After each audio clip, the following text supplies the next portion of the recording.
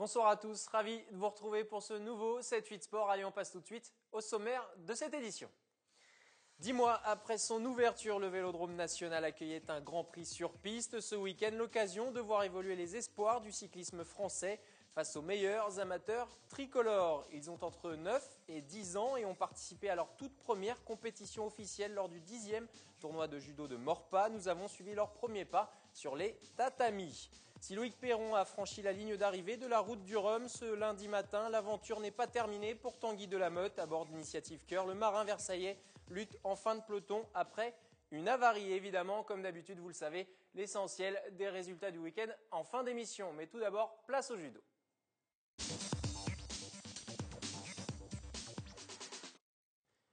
Ce week-end, le Bushido Club de Trappes, vous en avez l'habitude à la même époque, chaque année organise la 22e édition de son tournoi international de judo. Plus de 1000 combattants annoncés vont se retrouver au gymnase Paul Maillet tout le week-end. Et pour en parler, le président du club est présent sur le plateau du 7-8 Sport. Michel Barbier, bonsoir à vous. Bonsoir. Merci d'être passé sur le 7-8 Sport. Alors tout d'abord, pour nous expliquer, nous présenter un petit peu ce tournoi, le concept, comment ça va se dérouler ce week-end du côté du gymnase Paul Maillet. Alors le concept, les engagements sont effectués par la Ligue. Et donc ça va commencer, les premières pesées ont lieu à 7h30 le matin. Les premiers combats qui seront minimes commenceront à 9h. Et ensuite, ça s'enchaînera toute la journée. Il y aura une coupure à 11h30 pour la présentation officielle des équipes, aussi bien l'équipe française qu'étrangère. Et on reprendra les combats vers 13h à peu près, après le repas. Bon, tout cela étalé sur 2 jours. Étalé sur 2 jours, oui. C'est la 22e édition, je le disais, il y a énormément de combattants et vous le précisiez, des délégations étrangères, oui. 7 délégations étrangères, oui. Dont des Hollandais, des Britanniques. Hollandais, Britanniques, Allemands, Camerounais, Suédois. Camerounais, vous l'avez déjà dit. J'en ai oublié 2. Russes, une grosse délégation russe, plus de 20 participants. Et donc c'est difficile de les attirer sur un tournoi international comme celui de Trappes. C'est pas que c'est difficile, c'est au point de vue administratif, c'est très compliqué parce que bon, il leur faut des des sorties de territoire, il faut passer par les ambassades et tout, les passeports. C'est long à faire, c'est pas compliqué du moment qu'eux ils donnent leur accord, mais après bon, c'est tout le suivi, la paperasserie, la mise en route, il faut aller les chercher à Orly, à Roissy, c'est du boulot, c'est du boulot. Alors vous avez repris la présidence du club de Trappes depuis à peu près 2 ans. Le tournoi est à sa 22e édition. Compliqué de faire perdurer un événement d'une telle ampleur sur 50 ans en Yvelines? Non, parce que c'est un tournoi qui est attendu tous les ans. C'est un gros tournoi, c'est le plus gros tournoi des Yvelines. C'est un tournoi labellisé par la Fédération française de judo. Non, c'est pas compliqué. Bon, on est rodé. Moi, ça fait le 5e tournoi que je fais. Ça nous demande à peu près 6 mois de travail. Mais bon, on est habitué. Le plus dur, c'est les engagements. Et puis bon, tout ce qui est à côté, parce qu'on a quand même 350 personnes à nourrir sur le week-end. Donc, il faut trouver à manger. Oui, donc, tous les ans, on passe par Carrefour, parce que bon, c'est notre traiteur, disons. C'est eux qui se débrouillent. On leur dit, voilà, il nous faut ça pour tant de personnes. Pour pouvoir assurer, évidemment. Non, c'est pas compliqué comme tournoi. La logistique est en place et la logistique est bien adaptée. Tout à fait, oui. Et vous le disiez, donc tournoi labellisé par la Fédération française. Comment ça se passe? Ça permet de récolter des points pour d'autres compétitions. Pourquoi les combattants viennent, notamment d'autres pays comme la Russie? Eux, ça leur permet de récolter des points, surtout au niveau points pour les ceintures, pour le passage des ceintures. Et donc, si là, ce tournoi, comme c'est un tournoi labellisé, c'est un gros tournoi, ça leur permet de faire, de passer d'autres tournois qui ne sont pas labellisés. Pour. Voilà, c'est par exemple là, ils font ce tournoi-là, qui gagnent ce tournoi. S'ils ont un autre tournoi qui n'est pas labellisé, ils sont pas obligés de le faire. Du moment qu'ils ont fait un tournoi labellisé, ils ont, je crois, si ma mémoire est bonne, il y a 3 tournois labellisés à faire dans l'année pour obtenir l'obtention d'une ceinture. D'une ceinture. 22e édition, on se voit régulièrement, on le couvre régulièrement ce tournoi. On a envie de dire qu'on ne peut pas s'arrêter avant une 30e édition. C'est pas possible. Non, c'est pas possible, c'est sûr. Mais bon, comme je vous disais, je ne sais pas si je serai encore à la tête du club. C'est bon, j'ai quand même 64 ans. Dans 8 ans, Je dis pas que je sais pas. La relève sera présente pour assurer la pérennité du tournoi. J'ose espérer que la relève sera là, parce que c'est du boulot. Hein. On est une association, c'est le Bushido Club de Trappes. Au jour d'aujourd'hui, on a déjà plus de 500 licenciés. Ce qui est énorme pour un club de judo. Non, pas uniquement judo. On a 3 sections, judo, karaté, taekwondo. Donc moi, je suis le président du Bushido Club de Trappes. Dans chaque section, j'ai un responsable de section. La dame qui était là avec moi, c'est la responsable de la section judo. Donc moi, je supervise tout. Et je vous dis, au jour d'aujourd'hui, on a plus de 500 licenciés déjà. C'est un énorme travail. On s'en doute bien. Alors l'actualité du judo, on va dire au niveau compétition, c'était les championnats de France ce week-end. Teddy Riner a décroché un nouveau titre de justesse, mais sans trop de surprise quand même. Il a été mis en difficulté. Est-ce que vous sentez, depuis 2 ans que vous êtes notamment à la tête du Bushido Club de Trappes, un effet Teddy Riner et ses multiples titres, notamment, on le sait, il est octuple champion du monde. Ça aide pour un club comme le vôtre? Tout à fait, oui. Surtout dans les petits, ils se voient tous Teddy Riner. Bon, pas les filles, mais au moins les garçons. Et c'est vrai qu'en tout petit, parce que nous, on commence les inscriptions au club à l'âge de 4 ans. Donc, c'est des bébés. Au jour d'aujourd'hui, on doit avoir une centaine de bébés. Ça afflue. Et même encore aujourd'hui, j'ai encore 2 coups de téléphone aujourd'hui, des parents qui veulent inscrire leurs enfants en cours d'année. Et en moyenne, on a par section, par un jour d'entraînement. Moi, par exemple, je fais l'entraînement le mercredi pour les petits. J'ai 22, 23 enfants par heure. Parce que les petits, c'est 1 heure par semaine. C'est 22, 23 enfants par heure. Bon, on se met toujours à 2 parce que tout seul, c'est compliqué. Donc, Teddy Riner crée des vocations. Oui, tout à fait, oui, tout à fait. Oui. Très bien, en tout cas, on verra peut-être des futurs Teddy Riner sur le tournoi international de judo de Trappes. Donc ce week-end, n'hésitez pas au gymnase Paul Maillet tout le week-end, vous l'avez compris, dès très tôt le matin jusqu'à assez tard le soir pour voir des combattants d'un peu partout d'Europe. Est-ce que je peux faire juste un petit aparté de 2 secondes? Je voudrais en même temps féliciter mes 2 autres sections, parce que je ne suis pas que judoka. J'ai le taekwondo, le karaté, qui l'année dernière ont fait une saison vraiment plus que formidable. Ils ont, dans les 4 coins de la France, surtout le taekwondo, ont ramassé des multitudes de médailles. Rien que juste un petit exemple, ils ont été à un tournoi à côté de Poissy, j'ai perdu le nom, Andrézy. Ils étaient 24 combattants, ils ont ramené 24 médailles. C'est vraiment, ils ont fait une année extraordinaire. Je tenais à en parler parce que vraiment, ils ont des profs dynamiques et qui en veulent. Même le karaté, ils font du bon boulot. Hein. C'est noté, on viendra alors vous voir pour voir quelle est la réussite de ces champions et de ces athlètes. Merci beaucoup. Merci, c'est moi qui vous remercie de nous avoir accueillis. Sur le 7-8 Sport. Restez avec nous, on va continuer à parler de judo puisque ce week-end, le 10e tournoi de judo du club de Maurepas avait lieu et ils avaient entre 9 et 10 ans et ont participé à leur toute première compétition officielle en catégorie poussin. Vous l'avez compris, nous avons suivi leur tout premier pas sur le tatami avec William L. Ils semblent un peu perdus au bord du tatami, mais leur motivation est intacte. Laura, Ibrahim et leurs partenaires participent à leur tout premier tournoi de judo par équipe. Le but du jeu, c'est de donner, Johan, c'est de donner le meilleur de soi. Ça veut dire que je ne perds pas bêtement, je ne m'énerve pas, d'accord, et je cherche à mettre hippon. Sentir les gestes de l'adversaire, le faire tomber sur le dos, ces jeunes judokas écoutent attentivement leur entraîneur pour passer de la théorie des cours à la pratique de la compétition dans les meilleures conditions. Il nous a dit de ne pas avoir peur, peu importe la ceinture. Si tu as peur, tu te fais battre et si tu n'as pas peur, tu gagnes. Il faut respecter son adversaire, il faut avoir confiance en toi et il faut avoir un seul objectif, c'est de gagner. Cette 10e édition de la Coupe de Maurepas, c'est l'occasion pour Florent Lavillier, l'entraîneur, de voir comment se comportent ces jeunes judokas en situation de compétition. Il y en a qui sortent du lot naturellement, on va dire, mais après, bon, c'est un peu jeune, hein, ils ont que 9-10 ans, il peut se passer beaucoup de choses dans leur vie avant de pouvoir dire c'est des talents futurs. Maintenant, oui, il y en a qui ont naturellement des capacités, c'est certain.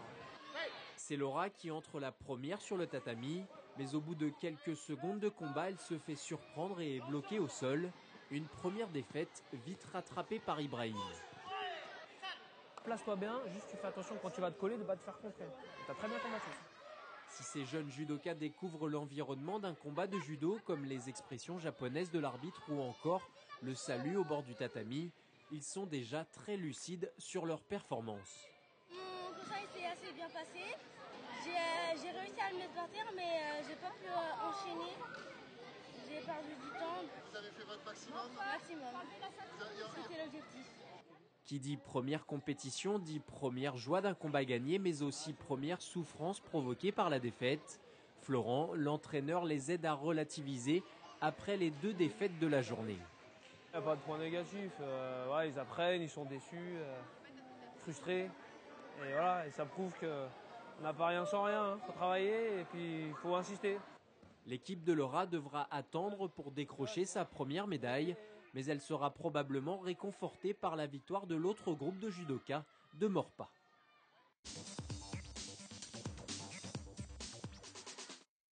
Allez, on passe au handball et vous le savez maintenant, les consultants du 7-8 Sport viennent régulièrement sur le plateau pour donner leur analyse au cours de cette saison.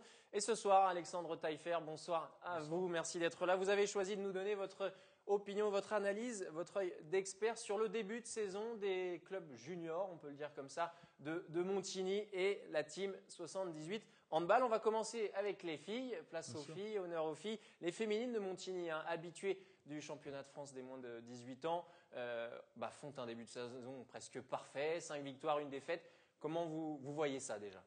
Alors, je dirais oui, presque parfait, parce que je pense qu'elles auraient pu faire 6 victoires en 6 matchs. Parce qu'elles ont perdu contre une équipe qui est 3e de la poule.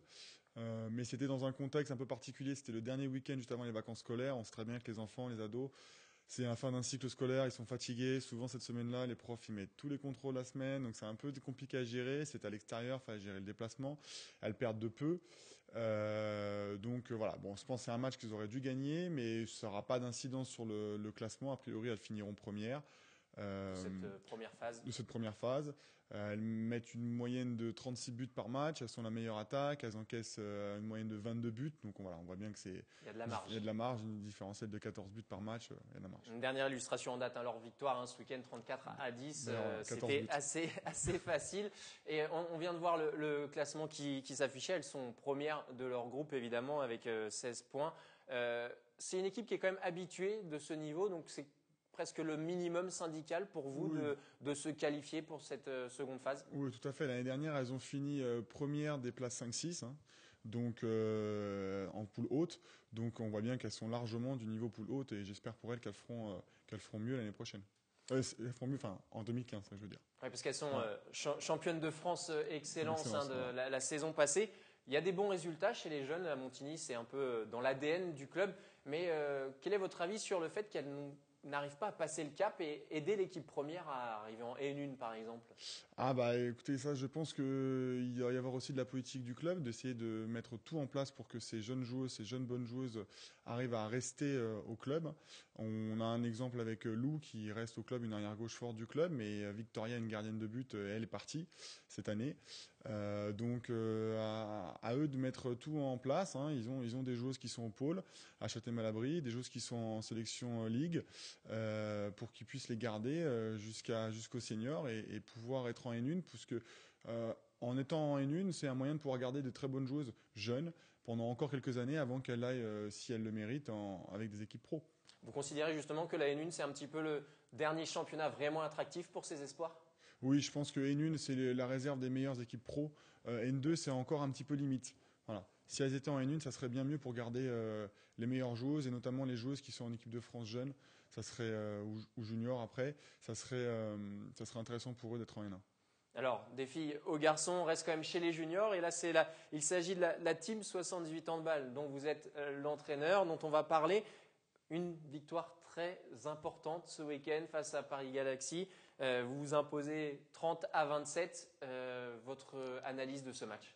Alors pour moi, je considère que c'est une semi-réussite. J'insiste sur le fait de pas dire semi-échec, mais semi-réussite, parce que c'est une victoire. C'est une équipe forte qui était bien mieux classée que nous l'année dernière, et qui cette année a grosso modo une équipe différente mais de même niveau, de même valeur. On avait perdu de 4 buts à l'extérieur, et on a gagné malheureusement que de 3 buts. Si on avait gagné de 4 buts, étant donné qu'on avait marqué plus de buts à l'extérieur, nous serions passés premiers de la poule. On a eu l'occasion, on a mené de 4 buts à 4-5 minutes de la fin. On a eu 2 balles à la fin pour remettre ce 4e but. Malheureusement, le gardien adverse, qui est un très bon gardien, qui est le 3e gardien de la réserve des pros, a fait les arrêts qu'il fallait au bon moment. Maintenant, je suis très fier de mes joueurs. C'était un gros match. On a mené quasiment tout le match, à part le tout début du match. La salle était pleine. Je remercie Versailles pour l'organisation. C'est une victoire d'orgueil un petit peu ce week-end parce qu'on sait qu'il y a une petite rivalité quand même naissante entre vos deux clubs. Oui, bien sûr, on est des clubs de la Ligue Pifot, de l'Île-de-France-Ouest, donc il y a de fait une rivalité. En plus, l'année dernière, on s'était déjà rencontrés en phase de poule. On avait une victoire chacun à domicile. Donc effectivement, il y a une vraie rivalité et mes joueurs avaient vraiment à cœur de gagner ce match qu'ils ont fait. Est-ce que la clé de ce succès, c'est peut-être aussi le travail que vous avez effectué dans la semaine sur une défense peut-être un petit peu plus agressive que d'habitude, des remontées de balles plus rapides aussi? Oui, on a en fait, ma satisfaction principale, c'est qu'au match aller, on a encaissé 40 buts et que c'était évidemment beaucoup trop. C'est difficile de gagner un match quand on encaisse 40, même si nous, en moyenne, on en met 36, mais on n'en met pas 40, plus que 40. On n'a mis qu'une fois plus que 40. Donc, il fallait à tout prix rectifier cette défense, resserrer les rangs, ce qu'on a fait puisqu'on n'a encaissé que 27 buts. Donc, c'était vraiment, de ce côté-là, une grande satisfaction. Est-ce que les automatismes se font maintenant? Ça y est, là, ça fait 2 mois et demi que vous êtes tous ensemble avec vos joueurs. On sent qu'il y a une vraie progression dans l'approche des matchs, dans la gestion des matchs aussi? Oui, puisque si on peut reprendre tous nos matchs depuis le début de saison, on était à 2 victoires de défaite en match de préparation. On a commencé par une première défaite donc à Paris. Depuis, on est à 5 victoires en championnat d'affilée et une 6e aussi en match amical contre Massy à Massy, donc, qui est une équipe de valeur égale au Paris Galaxy. Donc pour l'instant, on est sur une bonne dynamique, mais il faut continuer à travailler, il faut progresser. La preuve, on n'a pas battu Paris de 4 buts. Ça, c'est le petit message de l'entraîneur à ses joueurs. Vous parliez de Paris, justement, la fin de cette première phase arrive bientôt, hein, c'est dans quelques semaines. Il faut espérer un faux pas de Paris Galaxy pour pouvoir prendre et accrocher cette première place. Exactement. Le discours que j'ai tenu aux joueurs, c'est qu'il y avait 2 choses. Il fallait déjà gagner pour déjà laver l'affront de la défaite au match aller. Et puis, si possible, gagner de 4 buts, ça nous mettait premier tout de suite. Mais sinon, on peut toujours espérer un faux pas de Paris, hein, rien n'est exclu, à condition qu'évidemment, nous, on gagne tous nos matchs. Et ça, c'est pas encore fait. Hein. Il reste 4 matchs à jouer, des matchs durs. On en a 2 à l'extérieur. Donc, il va falloir être 2 durs à l'extérieur, à Lille et puis à Saint-Maur. Et même 3. Et un 3e à Bignon-Montigny. On a 3 matchs à l'extérieur qui nous restent, plus qu'un seul à domicile. Donc, la tâche est longue et dure. Merci beaucoup Alexandre d'être passé sur le 7 Feed Sport et à bientôt pour de nouvelles analyses. Merci à vous. Allez, sans transition, on passe au handball. Oh.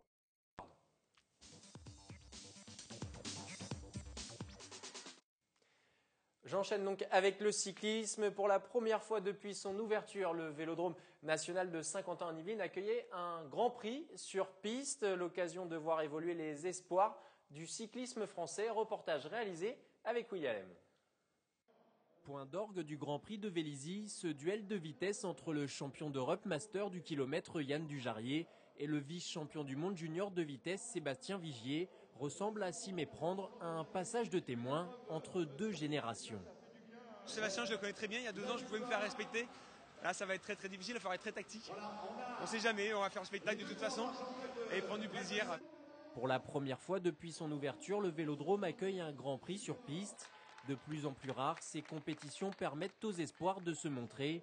S'ils glanent des titres internationaux dans leur catégorie, il leur faudra passer le cap du très haut niveau chez les seniors.